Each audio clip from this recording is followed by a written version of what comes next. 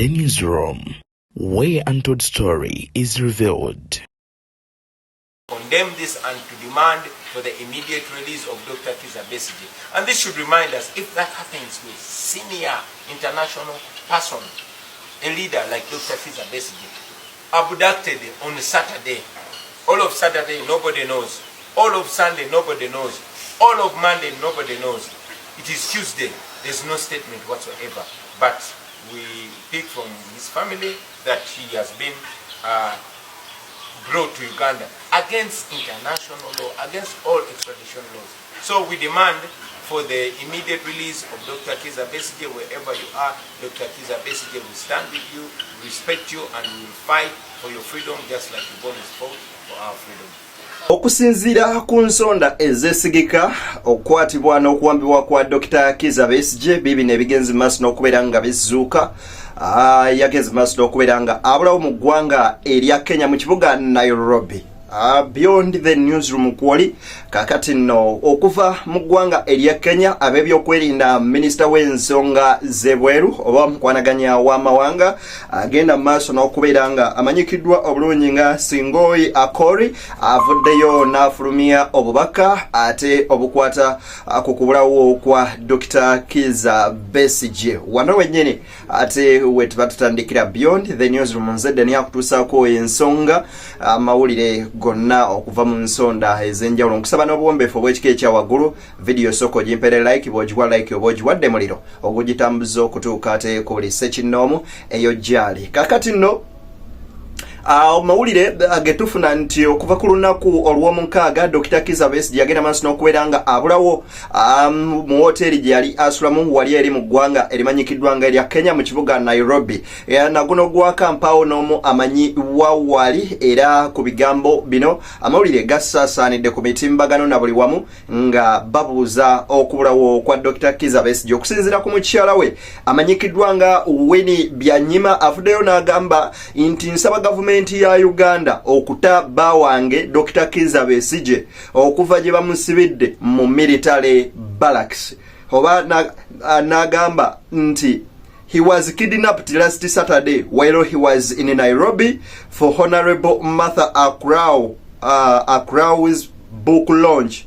I am now reliably informed that he is in a military jail in Kampala. We, his family and his lawyers, demand to see him. He is not a soldier. Why is he being held in a military jail?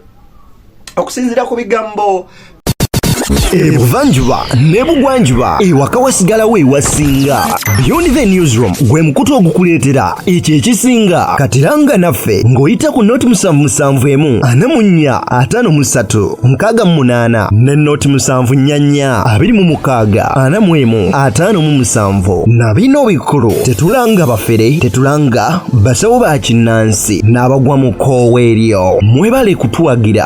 Thank you.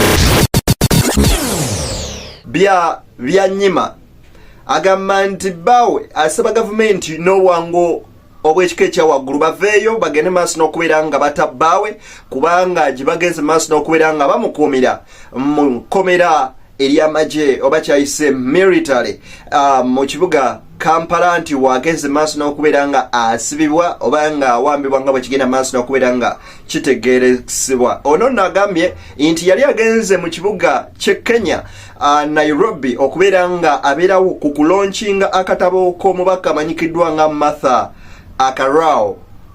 Era wano yagenda maaso n'okubeera nga akwatibwa ku lunaku olw'omukaaga n'abuzibwawo naguno gwaka. Okuva nno mu ggwanga erya Kenya Minisita w'ensonga z'ebweru oba ez'amawanga amagate amanyikiddwako nga Singoyi Akori avuddeyo n'agenda maaso n'okubeera nga ategeeza nti Kenya ng'eggwanga temanyiiko ku kuwambibwa na kubula kwa Dr. Kizza Besigye era Kenya ng'eggwanga terina nsonga lwaki bayenyigiza mu nsonga z'okuwamba former opposition leader munnamagye yagawumula Dr. Kizza Besigye. Okusinziira ku tweet gyageze maaso n'okubeera nga ateekayo ku mukutu ogumanyikiddwa nga ogwa X. Kakati wano wennyini His Excellency Robert Kyagulanyi Ssentamu avuddeyo n'avumirira ekikolwa ekyakoleddwa ekyokuwambibwa kwa Dr. Kizza Besigye n'agamba nti kino si kirungi yadde akamu n'akeddagala ate kya buswavu nnyo eri eggwanga nga Kenya eribadde limanyikiddwa nga ekiddukiro kya buli omu ababuliddwa emirembe we n'addukirayo n'asobola okubeera ng'afuna obubudamu bwe kiba nti omuntu asobola okugenda mu nsinga eyo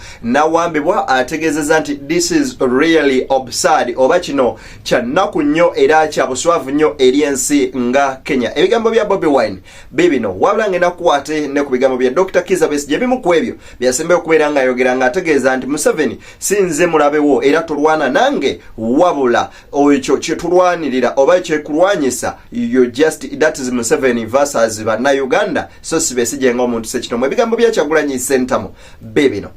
Dr. Kizza Besigye has been apparently abducted in Nairobi. We condemn that. It is very, very shocking that Kenya, which used to be a safe haven for dissidents, is now increasingly becoming, an operational zone for the dictatorship in Uganda. We condemn that. We demand for the immediate release of Dr. Kizza Besigye.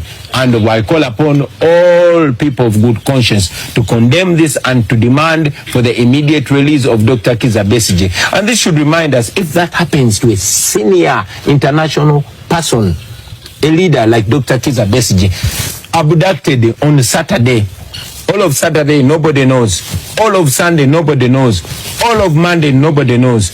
It is Tuesday. There's no statement whatsoever. But we pick from his family that he has been brought to Uganda against international law, against all extradition laws. So we demand for the immediate release of Dr. Kizza Besigye wherever you are. Dr. Kizza Besigye, we stand with you, we respect you, and we will fight for your freedom just like you've always fought for our freedom.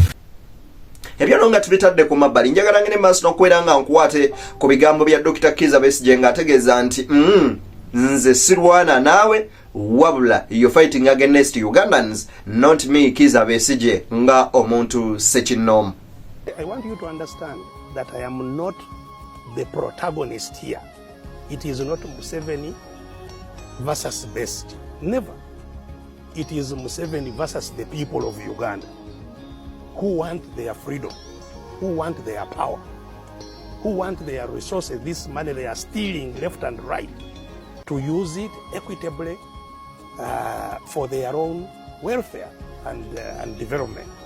So it's not a struggle about Besigye, and Besigye can collapse today and die, and they can shoot him outside this gate, but that struggle will continue. Make no mistake at all, this has nothing to do with Besigye. Kakati nno bannakibiina kya FDC okuva mu bitundu ebyenjawulo basatira FDC Katonga oba PPF bagenda maaso n'okubeera nga basatira era omuloodi Erias Lukwago y'omu ku abo balooya abagezaako okubeera nga bakola ekisoboka okusinkana oba oliawo okukubako emmunye ku munnamagye yagawa omunono Dr. Kizza Besigye. Kankuwa ebigambo bino obirabe naye nga byo tebiwoomesa nakabululu gwe nno agenda maaso n'okubeera nga onnaba ku BTN Media. I have also just seen the tweet from Madam Winnie Byanyima and also the calls from the media, and I am trying to cross-check with our security and intelligence agencies. For now, I cannot deny or confirm whether he's being held. Let's give it time, I cross-check, but I do not have that information as of now. In any case, why would he be arrested? If he's arrested, it would mean there would be a reason, there would be a charge, then he would be produced in the courts of law. But for now, I do not have any information regarding his being arrested.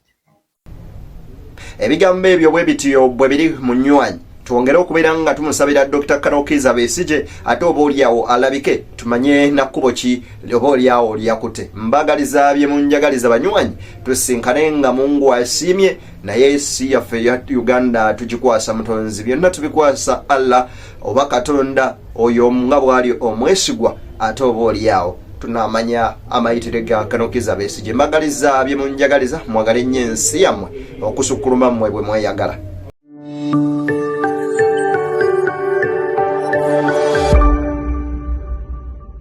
Beyond the newsroom, where untold story is revealed.